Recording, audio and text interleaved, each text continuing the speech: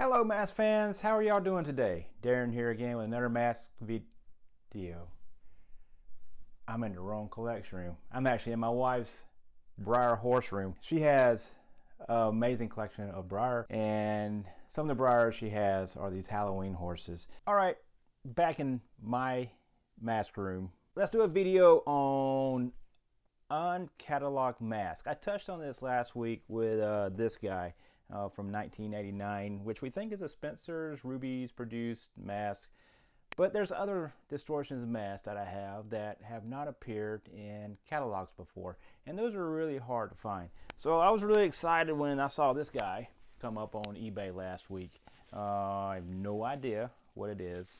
It is marked 1989 Distortions. And that's about all we know from it. So it's a Kiersey facility produced mask, maybe for Rubies.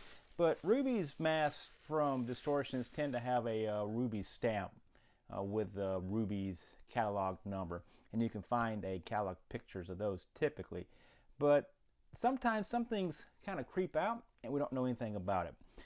This guy was purchased in an estate sale in Louisville.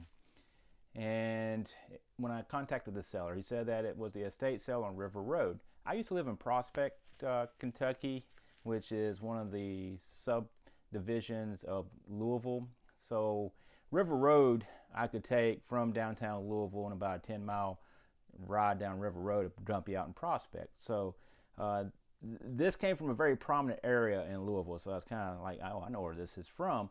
But what's interesting, as you know, there's a novelty store in Louisville called Clawfields, and Clawfields has been in business for a very long time, and they do indeed carry a lot of Distortions masks. When I lived in Louisville and went by Clawfields, I would ask the owners of how did y'all get your Distortion stuff? You said it was simple. We would order a bunch of stuff. Basically a catalog, like for example, let's take the 1990 catalog, and we would say we need some masks, we need some props, and maybe a few animatronics as they were getting into. And she said what they would do, Distortions would charge, you know, a set amount of what they agreed upon in the contract, and then a couple months later a big shipping container truck would show up and a whole bunch of stuff would be in it, and then they would sell it at retail. And when I was there, I was able to find a couple of pieces from Clawfields up in their attic with Ray Shope of stuff from the 1990 period.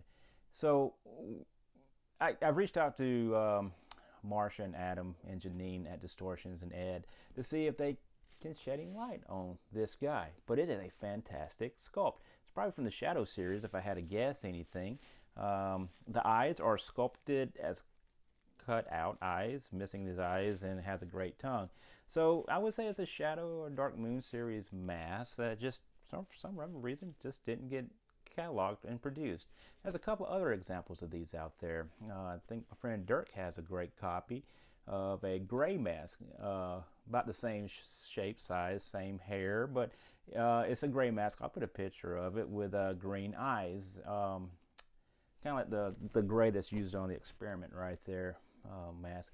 Anyway, these masks, you know, we sculpted it, as I said, just didn't go into production.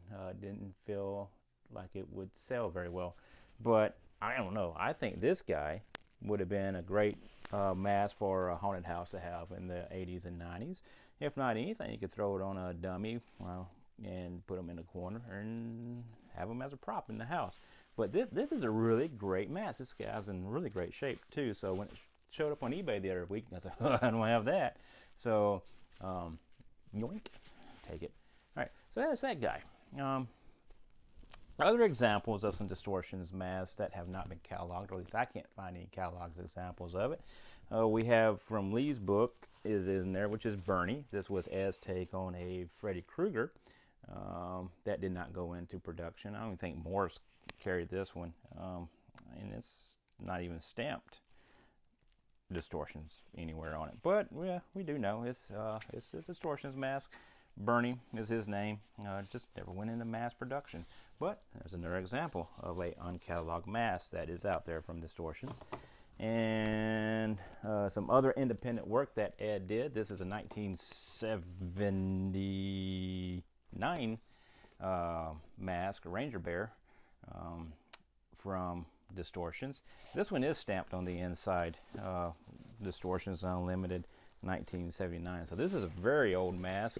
Probably, I think David said maybe 11 of these were ever made for a store that catered to some of the tourists going into the mountains.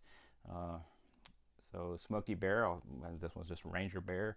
And go see David Lady's video if you want more about this mask. But yeah, another uncatalogue example of mask Distortions made that was never in a catalog. So what do we have? We talked about Bernie here, this guy here. Oh yeah, how about Zezoid from Zezo's Magic Castle? Great example of about 100 of these were made and sold at Zezo's in Colorado, in Denver, Colorado, I think it was the store.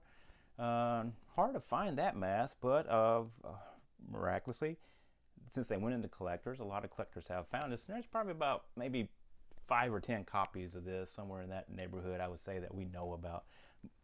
We knew that was a Distortions mask, but again, not in a Distortions catalog anywhere. So these are good. But keep looking out there. You'll never know what you find. And when you see something that you think is from your favorite mask maker, go ahead and grab it. Take a risk and see what you can do with it.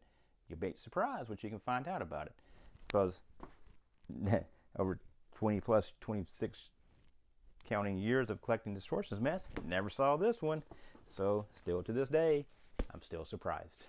Hope y'all have a good one. Take care. Bye.